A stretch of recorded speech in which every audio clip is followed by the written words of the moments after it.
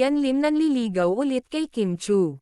Kailan lang nang ibigay ni Kim Chu ang kapatawaran kay Sian Lim dahil doon nagbitaw ng salita si Sian Lim na kung kailangan suyuan niya ulit si Kim Chu ay gagawin niya, bumalik lang ang aktres sa kanya. Dahil doon natuwa ang mga netizens at higit sa lahat naging masaya ang kanilang mga tagahanga.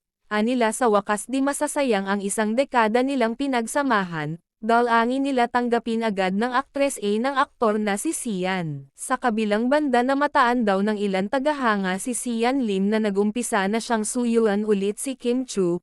Ayon sa mapanuring mga mata at matatabil na dila, nagpadala nga daw ng mga bouquet ng bulaklak ang aktor na si Sian Lim sa dati niyang karelasyon na si Kim Chu. Gulat na gulat daw ang aktres sa pangyayari at napaiyak daw ito at naging emosyonal dahil di daw niya akalain na tututuhanin ni Sian ang panliligaw ulit sa kanya.